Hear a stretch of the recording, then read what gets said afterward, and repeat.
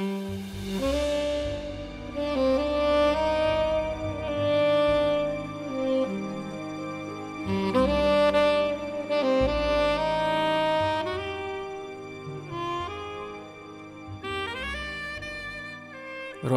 11. Чи почую я твоє «так»? О, я знову забула. Це ж сьогодні починаються дні, коли ти не їси. А вже наготувала всього і, виходить, лише даремно приперла. Хай тоді Ростику буде. Засмутилася Олегова мати. Пара не поспішала з'їжджатись. Вони були вже не того віку, щоб приймати швидкі рішення. Все одно жили поблизу одне одного. Наталія могла принести коханому свіжоприготованої їжі, хоч той і сам умів непогано готувати. Тихольд міг купити милий новий одяг, незважаючи на те, що майже будь-що жінка здатна була сама собі пошити. Там, де скоро біжать перебиратися одне до одного, одружуватися – не істинне кохання, а панічна закоханість, пояснював Постапов-старший. Паніка ж рано чи пізно припиняється, а любов володіє здатністю роками спокійно радіти дрібним щасливим моментам, чекати чогось не задля отриманого як факт, а просто тому, що серце не може не чекати. Просто діждавшись, радіти зустрічі, навіть якщо ви ось тільки зранку бачилися. Доживати до вечора в солодкій думці і перечуття, не гіркій. Гіркота – то взагалі, на жаль, прерогатива юності. Адже парадоксально, та саме будучи молодими, ми ганебно опротестовуємо кохання, стверджуючи, що запросто можемо і без нього. То юнацький максималізм ще розпирає та випікає жили від болючих втрат, невзаємності, обманів. Старому ж любов не пече, а гріє, бо він же розуміє, що без присмаку полину нікуди. До того ж, старі полюбляють трави, а любов, мов настоянка плюща від кашлю. «Що ж», – посміхнувся Тихольд, лагідно поцілувавши Наталію і впустивши до хатини. «З появою такої жінки в моєму житті доведеться відмінити чи ж скоротити голодні часи. Аутофагія зачекає». Вони мовчки обідали, позираючи одне на одного то грайливо, то червоніючи, мовби молоді закохані. Так часто траплялося. І не тому, що парі не було про що поговорити. Вони могли годинами палко обговорювати Першу світову, цвітіння каштанів чи загибель Помпеї. Тихольд, бувало, просив нагадати йому, як то було під час експедиції, коли ні слова з наталчених вуст не злітало. Їх дивна гра могла б видатися оточуючим незрозумілою. Операція «без слів зрозумій, що я прошу тебе подати солі» чи ж «я врятую твоє життя, зробивши цей суп гарячим»? Хіба між кожним чоловіком та жінкою поспостерігаєш такі рольові ігри? Постає дедалі звичніша картина. Він люто грюкає кулаком по столі і на всю горлянку реве: «Жінко, де в цьому домі сіль? Ану бігом неси!» Перенести б хоч одну з таких парочок в ті події, у яких свого часу довелося виживати Тихольдові та Наталії, навряд чи їм вдалося б хоч на мить забути, як то воно. Просто радіти, що ти живий, розуміти, як важливі вдячність, підтримка, готовність допомагати в екстрених умовах, а не пихатий егоїзм і спроби при будь-якій нагоді притоптати партнера. Вже й забувши, що кілька хвилин тому він допоміг тобі вибратися з такої халепи, з якої, можливо, хтось інший би і не спробував. Постапов-старший скоро мав їхати проводити семінар, а Олегова мати, котра віднедавна працювала у Нілама, любила отак вириватися до коханого, пригощаючи його трудами власного серця. Бо ж лише для чоловіка, якого жінка любить, вона не просто готує їжу. Надто банально так сказати. Навіть якийсь час самотні особи жіночої статі, звиклі поціновувати себе як «голова не болить», внутрішньо раз по раз відчувають, що не так тяжко без пристрасних чоловічих рук, як без того одного, для якого зараз би схопитися і побігти місити щось смачненьке. Навіть якщо вона геть не захоплюється кулінарією і взагалі в голові один бізнес. Жіночим покликанням не посперечаєшся, адже дарувати турботу хочеться не менше, ніж отримувати, хоч іноді, навіть якщо вона абсолютно з цим не згодна. Жінка за своєю природою – добра чаклунка, а страви, які створює з любов'ю – еліксир життя. «То ти мене ще під час тієї експедиції покохав?» – раптом тихенько поспитала Олегова мати. Тихольд не відповів. «Точно! Чого це я дівчинку увімкнула? Мовчання – тож незмінний знак згоди». Вона завжди з благоговінням чекала, коли на екрані телефону засвітиться той номер та ім'я, і мов по небу бігла, коли чула мелодію, котру любив він. Саме тому і поставила на виклик на нього. Так само, як він поставив свій штамп на її серці, як надягнув той міцний зашморг їй на шию, що з такою готовністю та вдячністю вона сама підставила. «Ну що, дурепо, готова до вирішального кроку?» Скажено промайнуло в Анжелиній голові. «Чи, може, ти просто черговий раз запевниш себе, що прийшла сюди тільки заради грошей та насолоди? Якої насолоди? Його поцілунку, якщо він матиме на те настрій? І після цього, як завжди, намагаючись не зомліти, вдаючи байдужість, подивишся йому в очі і скажеш: «Так, я готова». До чого? Сьогодні буде як завжди? Ні, більше так не буде. Різко вирвалося вголос, і посеред цього коридору з усіх боків, обставленого дорогими розкішними речами, картинами за мільйони баксів, статуетками грецьких богів та вишуканими меблями, їй зробилося нескінченно холодно. Може тому, що за вікном от-от мала розгулятися гроза? І її вб'є блискавкою? Не тієї, що на дворі, блискавкою його пронизуючих до кісток очей, слів, які доведеться почути. Чи може тому, що окрім взуття на височенних підборах та запаморочливого корсету, що він їй наказав одягти, на ній більше нічого не було? До біса твої гроші, Альберте! До біса те, що ти зняв на сьогодні весь цей клятий готель. Якщо я скажу тобі сьогодні, то втрачу тебе. А не це все. Хіба з всього, що я маю, не Шанелька Альбінка найцінніше, бо її мені подарував ти, бо вона єдине живе, що ти мені подарував взамін на вкрадене тобою серце. Шалено вистукувало в скронях у дівчини. Вона з опалу відкрила вікно, піддавшись миттєвому бажанню. Нехай в неї ліпше на смерть поцілить електричний небесний розряд, ніж його насмішкуватий вирок, котрий королева краси так боялася почути.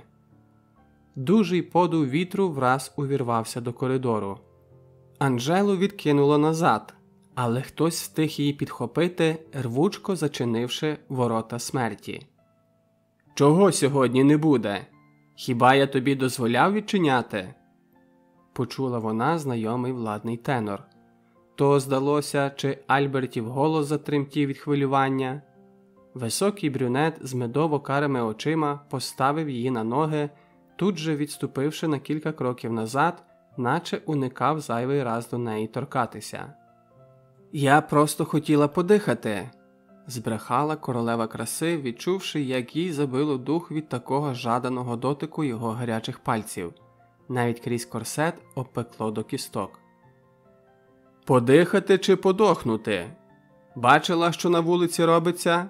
То чого сьогодні не буде, я в тебе, здається, запитав». «Я не робитиму цього».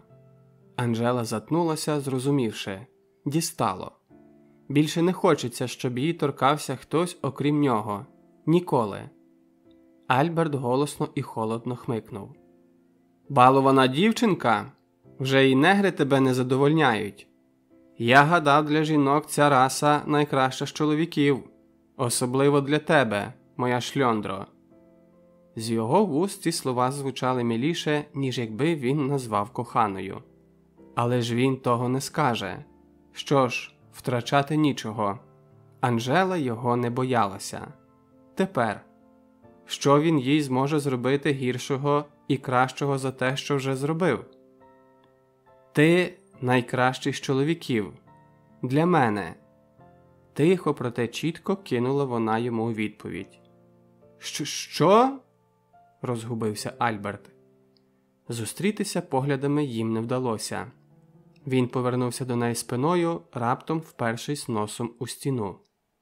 Це насмішило дівчину, але вона не засміялася. «А що? Так, мені набридло бути твоєю іграшкою, Альберте!» Сміливо набравши повні груди повітря, випалила Анжела. «Ти мав би давно помітити, що я тебе кохаю, але ці приниження мене дістали. Або я лише твоя, або більше не хочу тебе знати». Ці слова, мов гучний постріл, разом з ударом грому розідрали тишу, що враз знову запанувала.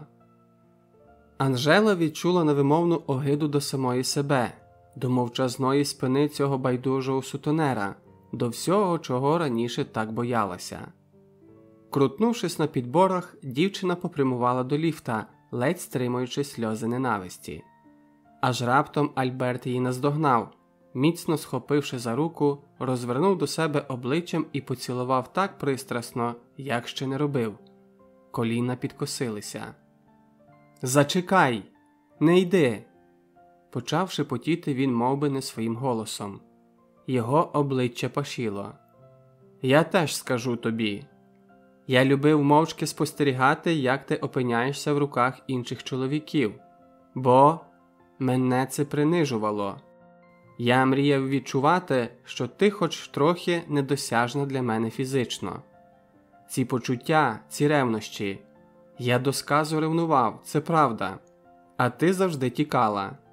Ти була моя, ти слухала мене і виконувала все, чого я хотів, але ніколи не казала, як тепер, що любиш мене. Я не знав цього. Прагнув володіти тобою повністю і не відав, що вже володію. Ти не казала, ти тікала, а від того ще сильніше жадав володіти. Я повторююсь, не знаю, як інакше пояснити. Ти не змушувала мене раніше так багато говорити, однак... Знаєш, про що я найбільше при цьому мріяв? Щоб ти одна володіла мною, не ними. Змінив твоє тіло, обличчя, і ти стала, як ті огидні ляльки, яких зараз і без того багато. Хотів, щоб спротивилася іншим. Тебе ж я бачу такою самою, як і раніше. У тебе обличчя твоєї сестри. Що? Ну то йди до неї, розсердилася Анжела. Але вона має хлопця, і польоту не купиш, як мене. Вона інша. Хоча, може, ти маєш щодо неї якусь хитрішу фішку. Мене ж спершу не гаманцем зачепив. Я, виходить, відбила у неї Івана. Все чесно, бумеранг. Дівчина розвела руками, не в змозі взагалі зрозуміти, що коїться. Це був той стан організму, коли ми чуємо лише те, до чого самі себе готували. В таких випадках це все погане. Альберт нервово засміявся, ще міцніше схопивши її за плечі. Він так любив її завжди насмішкувато приструнювати. «Дівчинко, давай без пафосу», коли вона казала «Дивись, як прекрасно сонце сходить», чи «Яка неймовірна мелодія тут грає». А тепер і без слів можна було помітити, яким щастям було б для неї хоч би і померти в його руках, бо більше немає сенсу відчайдушно ногами і руками тримати назавжди зірвану маску. «Ні, мені потрібна ти, а не вона, хіба не чуєш?» – вигукнув чоловік, судомно набираючи на телефоні якийсь номер. «Алло, так, ні, не йдете. Чого? Того, все відміняється. Що значить чого, чорт забирай? Бо я так сказав». Хотів покласти слухавку назад до кишені, але не потрапив, і вона з грюкотом полетіла додолу. Екран вкрився тоненькою сіточкою тріщин.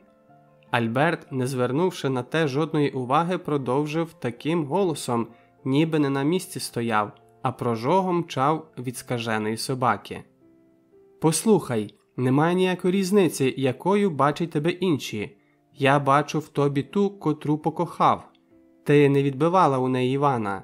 Це я йому заплатив, щоб він покинув Поліну і почав залицятися до тебе.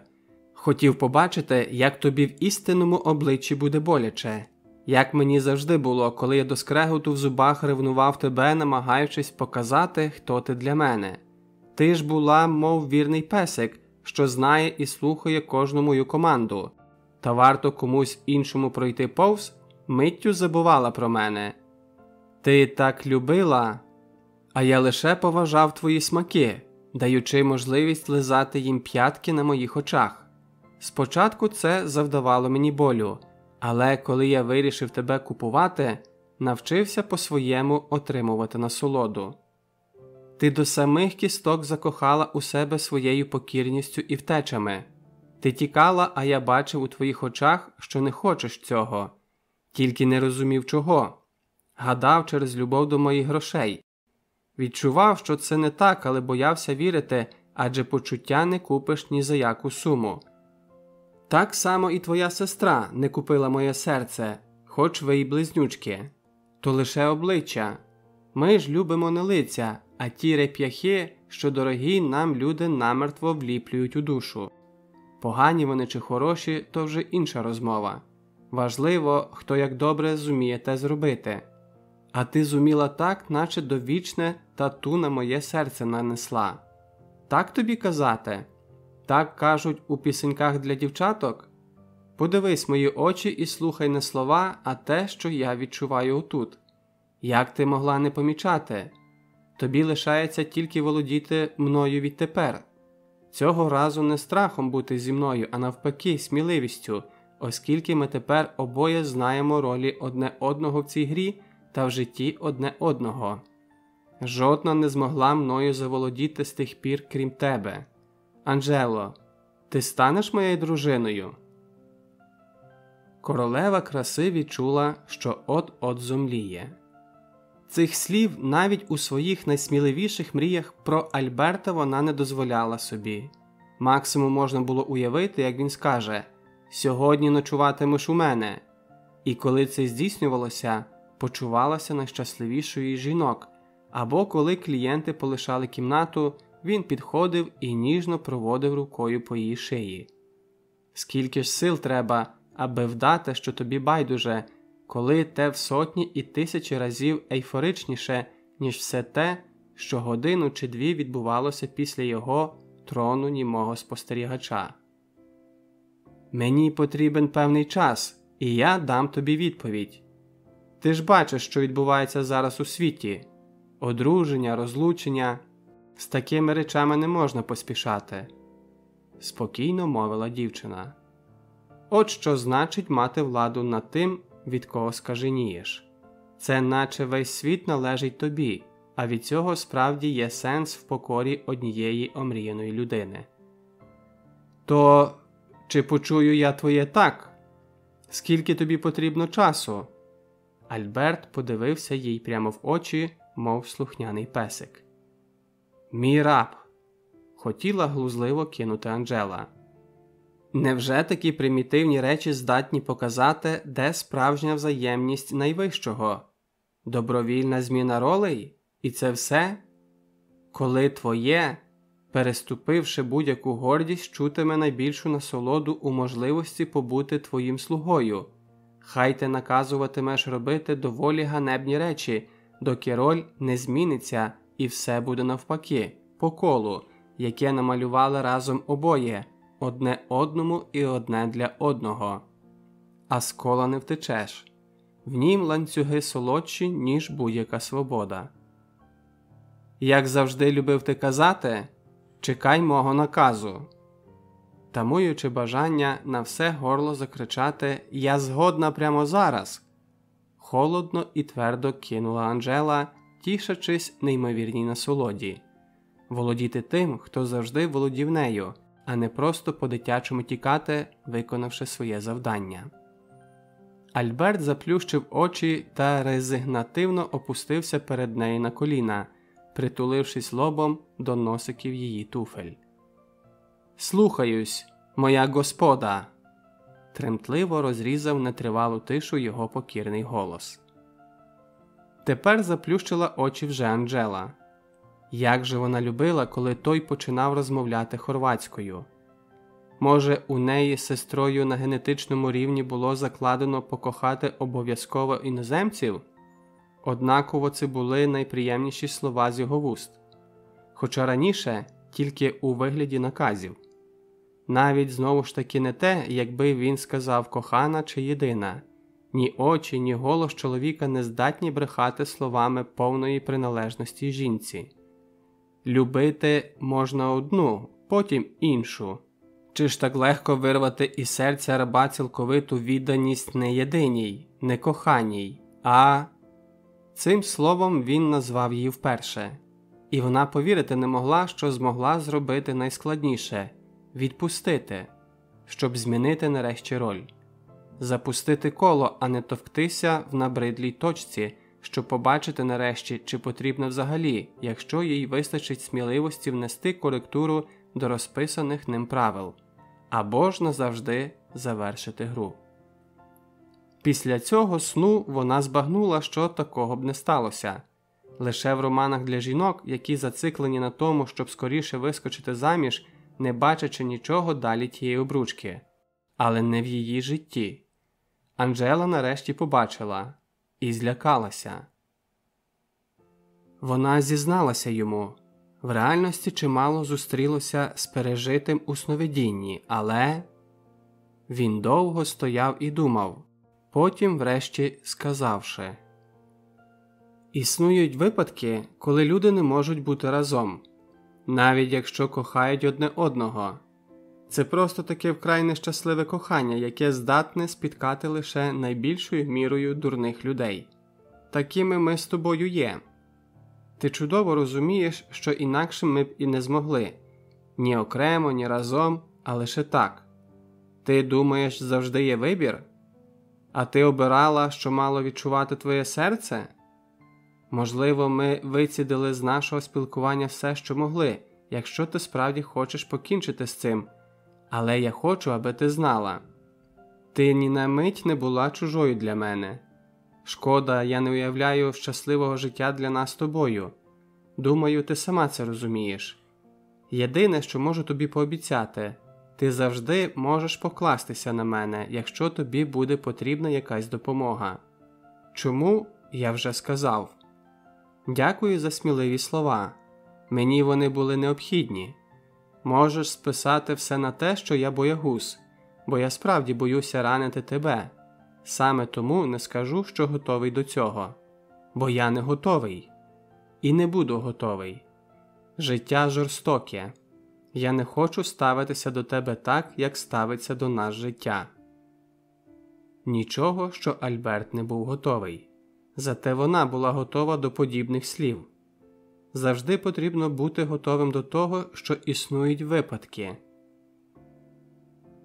Найпалкіший прихильник Честера періодично протирав очі від бажання спати, а ногу від болю. Цієї ночі вони з Валиком рибалили в селі Бубнівка Городоцького району, де, власне, і жила його бабуся Ганна. Валентин всі вуха прогудів товаришеві про краснопірку та лина, а в голові лунало: «Риби сімейства Коропових, що нерестилися в травні і вже перехворіли, непогано клюють як на комах і їх личинки, так і на рослинні насадки». Чому Амурчик щастя віддає перевагу саме нічній риболовлі, хлопець вловив не відразу, адже не те, що з ним взагалі ніколи раніше не захоплювався полюванням на підводних жителів. Улов справді здивував. Здавалося, риба сама стрибала парубкові Купідончику до рук, і після ранкового нашестя, пізно вночі і перед світанком вдалося наловити найбільше, хлопці порадували бабусю нічогенькими здобутками. Валентин радив Олегу нікому не хвалитися, де саме, скільки і яку рибку вони дістали. Про свої рибні місця будь-який справжній чи напівсправжній вудконосець повинен мовчати так само, як і ті німі, що у відрі. Тож Олег, почастувавшись як слід, вирушив на роботу, а син святого Валентина на ярмарок. Продавати решту, щоб дати бабусі можливість відпочити вдома, враховуючи, що у тієї баби, котра не має здібного до праці діда, на господарстві ще більше клопоту, ніж на роботі. А бабуся Ганна і ледачого не мала, якому можна було б хоча б, проходячи повз, почухати лоба. Найпалкіший прихильник Честера невдовзі усвідомив, що не так вже і хоче спати, і то скоріше самонавіювання, бо насправді майже не рибалив, переважно крізь дрімоту слухаючи натхненне валикове шепотіння то про краснопірку, то про кіру. Виспати ніч у човні, неспішно мандруючи річкою – хіба це не найліпша ідея для проведення ночі? Все було б чудово, якби не 3 речі. Олег добряче вгатився коліном об камінець на березі, коли, вилазячи із човна, сонний спіймав гаву. Поліна застудилася, і він побоювався, що йому у помічники тепер поставлять якогось страхопуда. А ще, вже починаючи підозрювати у себе здібності супергероя, хлопчина, шкандибаючи до клініки, ледь встиг урятувати життя Ніламові, котрому прямісінько на голову летів шматок стріхи, який, певно, зірвав вітер з недобудови через дорогу, хоча ще зранку ніщо не віщувало про наближення грози. «Тим і добре, після дощів ще більше риби буде клювати», – подумав юнак. «І коли тільки мій амурчик щастя встигає і афрущене життя розписати, і кіру без уваги не лишити, і риби наловити та ще й вчитися». На ветклініку ж у нього останнім часом було мало вільних годин. Він, бува, приходив лише перевірити і проконтролювати, як просувається лікування фатального цуценяти, що вщент розсварило Артура з Полею. Хлопець навіть спочатку хотів не поспішати повертатися, залишившись хоча б на день у Бубнівці. Так сильно розболілося коліно, і так наполегливо просила про те Валикова бабуся. Але бойовий дух Олегові вмить підняв Валентин, загадково кинувши: «Інколи погода змінюється ледь не щомиті, і так важливо не втратити свій шанс. Звісно, те, що має статись, рано чи пізно станеться, та з дечим краще не баритися. Особливо, якщо таким чином маєш можливість піймати 2 коропи на одну вудочку. Вирушай до звірят, Хаусе!» За останні слова Олег хотів дати товаришеві хвацького копняка, але той, регочучи, мов хворе порося, зі своїм коронним порохкуванням побіг з рибою на ярмарок. Єфимченко тепер справді скидався на Хью Лорі в ролі цинічного лікаря, бо так само шкутильгав на праву ногу. Намазавши так-сяк коліно маззю, яку дала бабуся Ганна, хлопчина вдячно покинув хату, радіючи, що господиня не запропонувала йому взяти із собою ціпочка. «Ну, і де той стажер? Видно, весь день буду сам». «Прекрасно. Цей шанс ти мав на увазі, Валику?» «Talking to myself. То не шизофренія, а дуже корисна практика, якщо маєш час побути наодинці». Вголос прогуднів Олег, заправляючи крапельницю. «Вибачте, але, мабуть, не сьогодні», – пролунав приємний дівочий голосок, що чомусь відразу нагадав хлопцеві тихенький барабанний дріб. Він підняв голову, і тут серце вмить упало йому в п'яте. Світло-русява невисока спритна лялечка посміхалася до нього білосніжними зубами. «Я ваш стажер.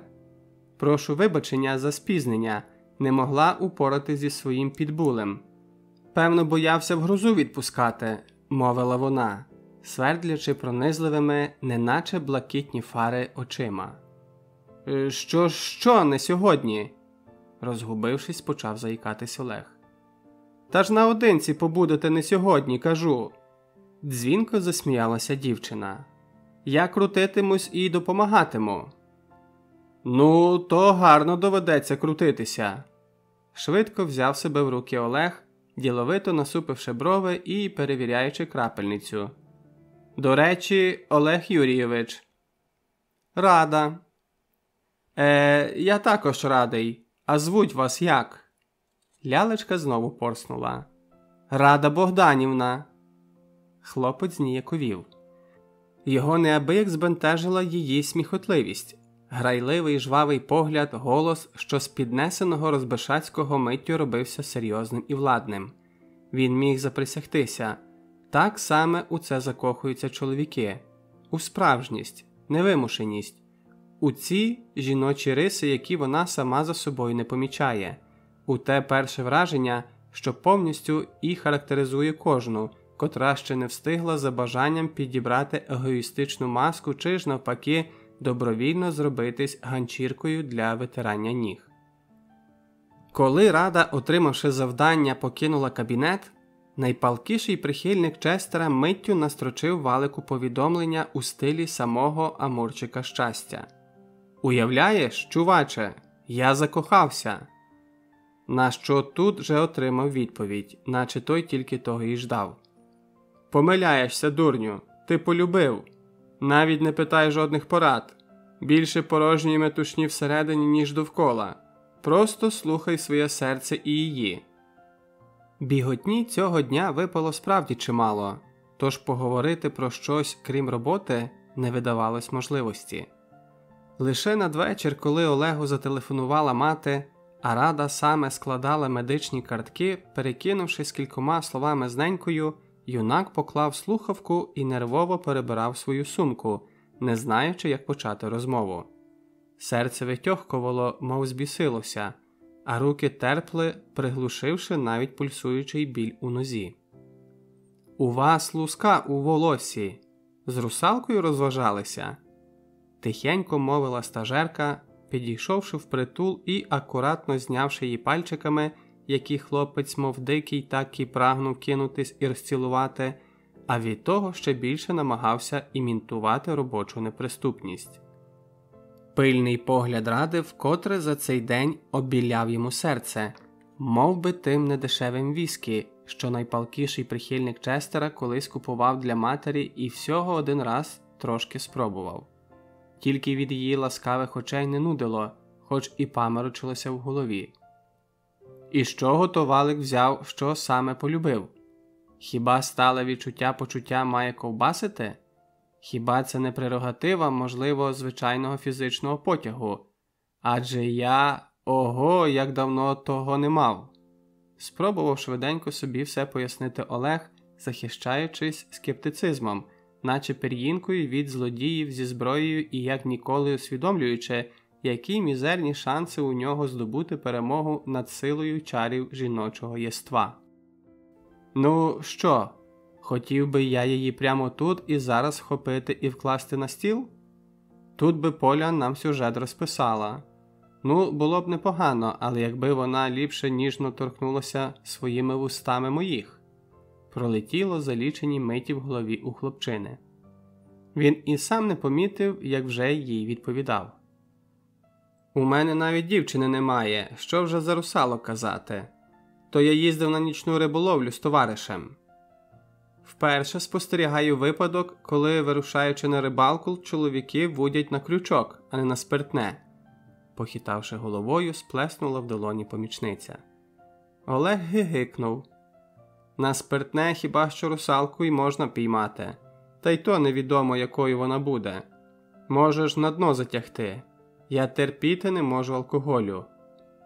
А я на ударних грати вмію», – опустивши голову, прошепотіла Рада. Найпалкіший прихильник Честера подумав, що йому почулося, але тут же згадав, як вона перемінилася на лиці, коли задзвонив його телефон. Значить, вона знає ту пісню. О, так! Шедеври Лінкін Парк і через багато років після смерті Честера можна знайти у плейлистах навіть тих дівчаток, що мають моду фукати на рок. Однак не кожна ж володіє грою на ударних. То ось звідки в неї увесь день такі хвацькі сильні рухи. Ви своїми звичками, поведінкою та характером нагадуєте мені доктора Хауса. Ще й шкутильгаєте так само. Посміхалася стажерка, зніяковіло перебираючи пальчиками веселе волосся. Він раптом усвідомив, що весь цей час поводився перед Радою так, як зазвичай поряд з Валиком. Олег хотів наблизитись до неї, проте вагався і, опершись ліктем на стіл, незграбно спробував пофліртувати, хоча погано пам'ятав, як те робиться, і ніби боявся, що як тільки все вдасться, дівчина йому скаже, що має намір змінити стать і поїхати до Фінляндії створювати свій гурт. Тепер можна не змінювати стать, а просто грати разом з ним. Вперше в житті зустрічаю Раду, блін. То типу як Верховна Рада чи Радо Богданівно, ви й надалі радо виконуватимете мої доручення? Надумана незграбність швидко переросла у справжню. І хлопець, зачепивши рукою стосик з медичними картками, ледь не скинув їх на підлогу. Рада оперативно встигла все спіймати. То, типу, рада була б, якби ви, Олеже Юрійовичу, сьогодні ввечері зі мною трохи прогулялись. Обіцяли астероїдні дощі, а у вас такий запилений вигляд. Не завадило б розвіятись, якщо моя компанія вам буде до душі. Ви запрошуєте мене на побачення? Сказав Олег і жартома прикрив рота, симулюючи випадковість. Рада кинула на нього якийсь навіть войовничий погляд, а потім так само вдавано байдуже відповіла. Звісно, ні. Хіба дівчата запрошують перші? Звичайно, прогулянка. А як виникне бажання, то вже самі мене потім запросите. За вікном здійнявся лютий вітрисько. Починався справжній ураган, і хоч ще кілька хвилин тому ніщо не віщувало про наближення грози, злива готувалась розпатрати над містом жирну фіолетову хмару. «Ти вдома? Можна, я скоро приїду?» Прийшло повідомлення від Артура. Поліна швидко відповіла йому, майже не дивлячись на клавіатуру і знову заходившись важким кашлем. «Де? Чого ти там?» – злякався телефон. Простачка, не зрозумівши, перечитала своє повідомлення і тут же залилася реготом, який переріс у новий шквал кашлю. Звикши спілкуватись не чисто українською, серед простого люду це зазвичай називали суржиком, дівчина хотіла написати «я в кроваті», тобто в ліжку. Т-9 вирішив, що непогано було б, якби вона раптом опинилася в Хорватії. Як прекрасно ось так просто подорожувати, хоч би й уяві. Однак флейтисті зараз не хотілося до будь-якої з інших країн. Вона відчула, як сильно скучила за Артуром, навіть якби він зараз написав, що ці 2 дні слухав «Alice in Chains» із пляшкою. Знову відповіла, безсило впавши на подушку. Тут же заграла мелодія вхідного виклику. «Полю, ти жартуєш? Яке чеське слово? Не хочеш мене більше бачити? Ну погавкались і все, з ким не буває.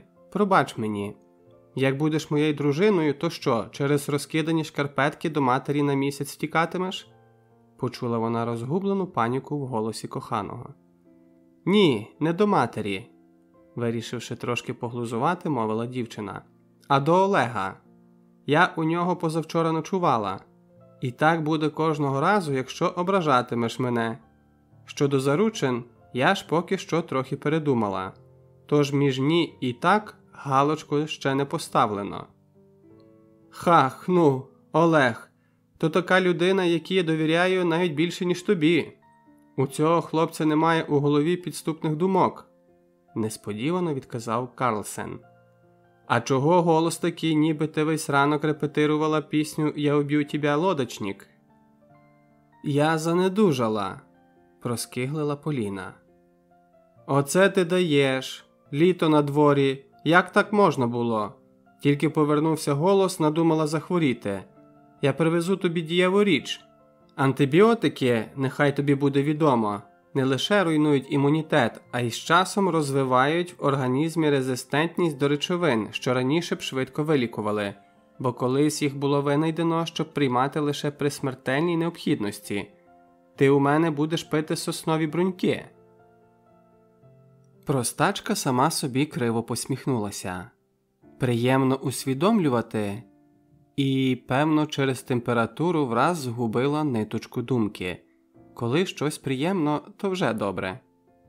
«Артуре!» – слабеньким голосом звернулася вона. «Га, я тут!» «Ні, ти там!»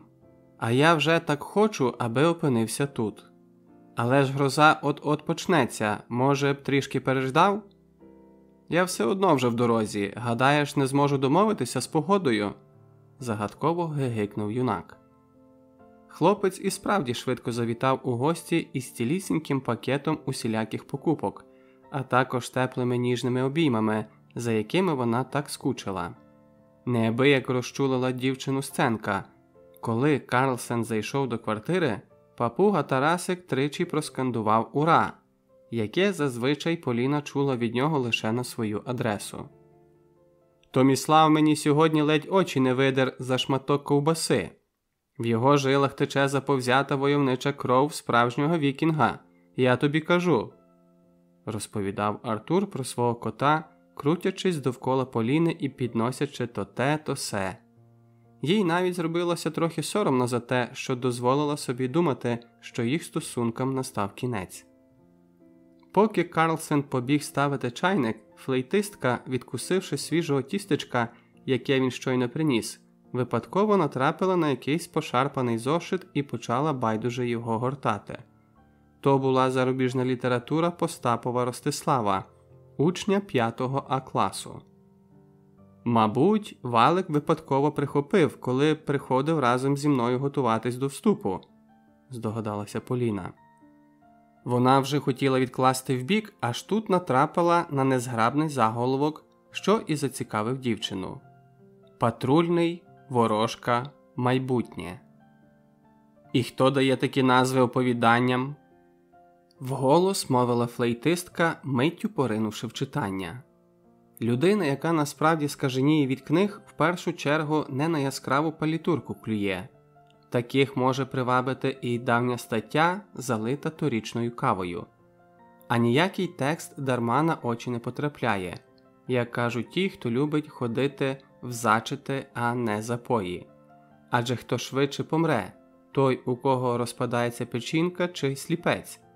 Хоча, коли нема кому доглядати, то краще пити, ніж читати. Розповідь сколихнула дівчині все всередині. Чи, може, то новий напад кашлю почав крутити? Заспокоївшись, простачка підвела голову. То чи почую я знову твоє так? Зупинившись на порозі і опустивши очі додолу, несміливо поспитав Артур, тримаючи в руках чашку. Поля, пригадавши Анжелині слова про кардинального індикатора, її сон та решту розповідей сестри неспішно відказала. «Мені треба трохи подумати. Ти ж бачиш, що тепер у світі все частіше коїться. Одружуються не ті, не з тими. Спішать, а потім жалкують за той поспіх. Непорозуміння, невміння поважати цінності одне одного, невпевненість у власних чи почуттях партнера. Для шлюбу потрібен час. Треба якомога краще пізнати одне одного, щоб не допуститись помилки, і не потрібно було потім розгрібати кучу паперу та кататись по судах. Скажи мені, воно обов'язково? Хіба шлюб – це безальтернативна умова для існування кохання? А інакше, значить, немає місця любові? Відчуття обов'язку зароджується в людині незалежно від того, одружена вона чи ні. Це лише питання самодисципліни, в першу чергу особистих моральних цінностей. Майбутнє ж ми маємо створювати самі собі, а не за нормами посилаючись потім на які деякі індивідууми можуть вдаватись до жорстких егоїстичних маніпуляцій, які, по суті, вбивають любов. Я не просив говорити словами з якогось незрозумілого посібника типу «Основи сучасних взаємин». Вибач, але такі книжки я б повикидав, сказав Артур. Поліна засміялася. Це не з посібника, просто мої міркування. Твої батьки, сам казав, так і не одружувались. І що? Це заважає їм любити одне одного? Чи ти хочеш сказати, вони тому і лаються, що мати хоче заміж, а батько все частує її відмовками вільної людини? Господар драконів сумно зітхнув, сівши поряд на ліжку і пригорнувши до себе посірілу від застуди Полю. Та ні, скоріше навпаки. Ти зараз говориш точнісінько, як моя мати. Однак сварки не через те. Хіба сама не знаєш, у дорослих ще більше дурні в голові, ніж у дітей. Тому ідей, на що б образити чи як образити, набагато більше. Звісно, не заважає. Та й не означає, що якщо у моїх батьків так само мусить бути і у нас. Адже немає жодного фото, де моя мама у весільній сукні. То ти хочеш зі мною одружитись, бо кортить заповнити сімейний альбом весільними фотографіями? Можемо просто замовити фотосесію. Серйозно запропонувала простачка, насолоджуючись підбадьорливим запахом хвої із чашки.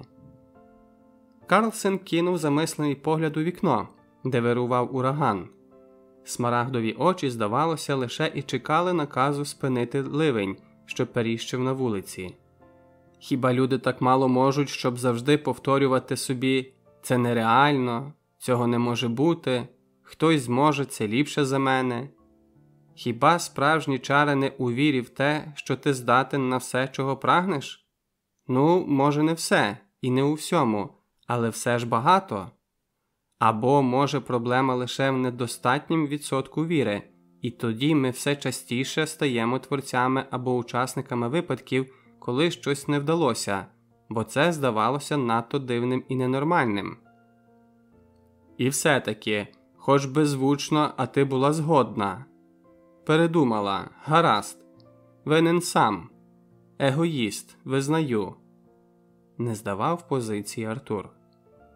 Ситуація смішна, а кульмінація невдала. Та все ж, скільки часу приблизно тобі треба? Флейтистка повільно відсьорбнула на стояних соснових бруньках, не бажаючи закінчувати гри і чудово розуміючи, що він все одно відчуває, що потрібен їй, а слухняних дівчаток не карають. Запах коханого чоловіка – то щось більше, ніж просто гарний одеколон. То щось настільки унікальне, наче відбиток пальця чи сніжинка, аромат, який вбирає не лише тіло через нюхові рецептори. Жінка, дихаючи поруч з тим, кого любить, відчуває такий спокій та щастя, який буває хіба що від Валентинового благословення, яке сходить на всіх. І як тільки до мене прилетить той пурпуровий дракон, що і до Ростикової дівчини, так відразу.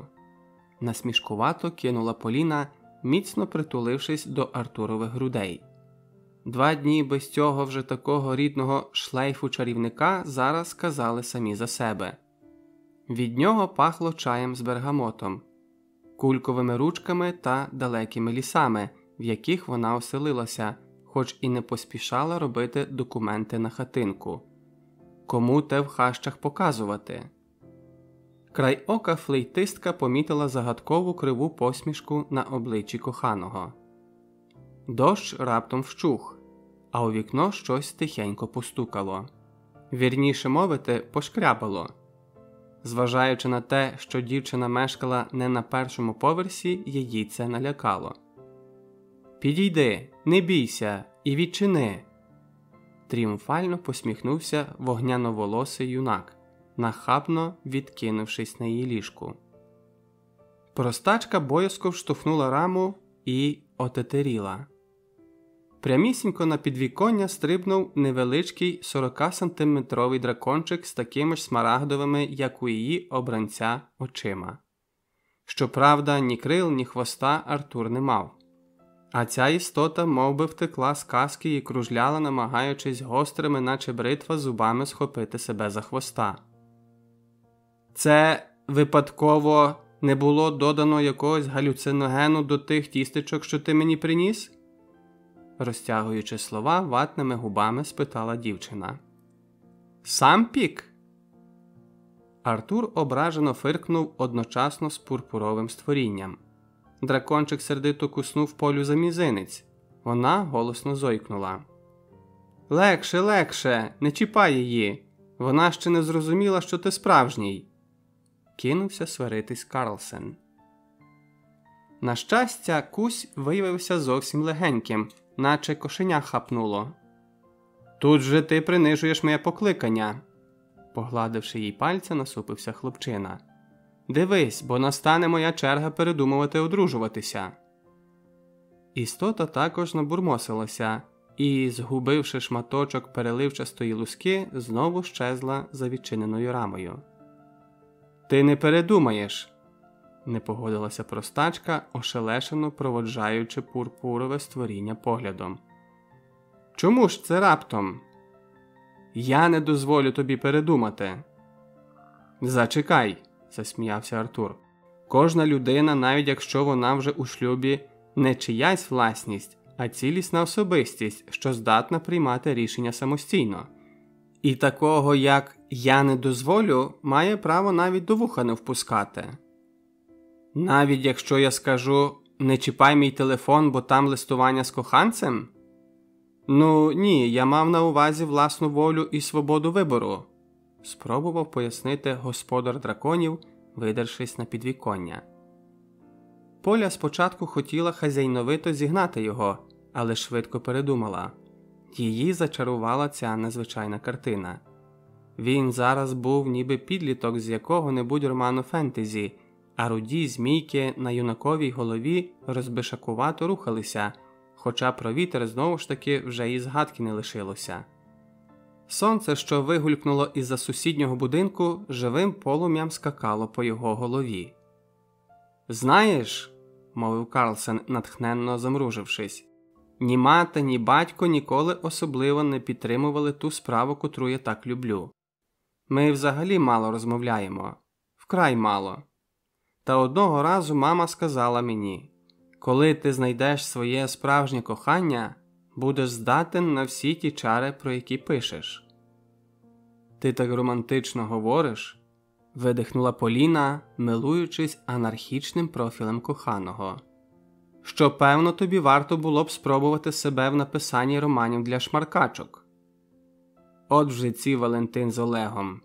Дівчина як ніколи відчувала, що нахапалася від друзів доброї пригорщі цинізму і вже не могла від того здихатися. «Точно!» – вигукнув Артур, миттю скочивши з підвіконня і почав ритися у своєму рюкзаку. «Я ж купив тобі книжку. Пам'ятаєш, ти нишпорила по Якабу? Я помітив, тобі сподобався опис про збірку поезії Григорія Тименка «На вулиці Мертвого Сонця». Ось, тримай!» Поліна здивувалася, як йому вдалося це помітити, однак не хотіла показувати надмірної радості, щоб все-таки трохи відучити хлопця від щоденних піднесень. Він же не був таким багатим, як Анжелин Хорват, за якого та потім ще не раз їй нагуділа у вуха. А якщо постійно витрачати гроші на дрібниці, хоч і приємні, звісно, все ж може потім не вистачити на оплату комуналки. Вона замислилася про те, щоб стати промоутером для Артурових книжок. Бо писати можна гарно, але книги, про які мало знають, читатиме не так багато людей, як хотілося б. «Дякую, мені дуже приємно, та... Якщо ти не можеш обійтися без того, щоб робити мені подарунки, хочу тебе про дещо попросити», – із посмішкою сказала флейтистка. «Тільки пообіцяй, що виконаєш». «Обіцяю, хоч вирій драконів», – скочив Артур. Поліна сховала флейту зі столу в рюкзак, на який через кашель поки важко було грати, і, заперечно похитавши головою, спокійно сказала: «Будь ласка, не випускай їх без нагляду. Нехай краще розмножуються у твоїх книжках. Більше жодних драконів, бо люди з переляку ще почнуть втрачати голоси. А я по собі знаю, як то страшно. Ти повинен подумати за своє здоров'я. Просто почни висипатись, бо ж натхнення безмовною підказкою може відвідати і у вісні».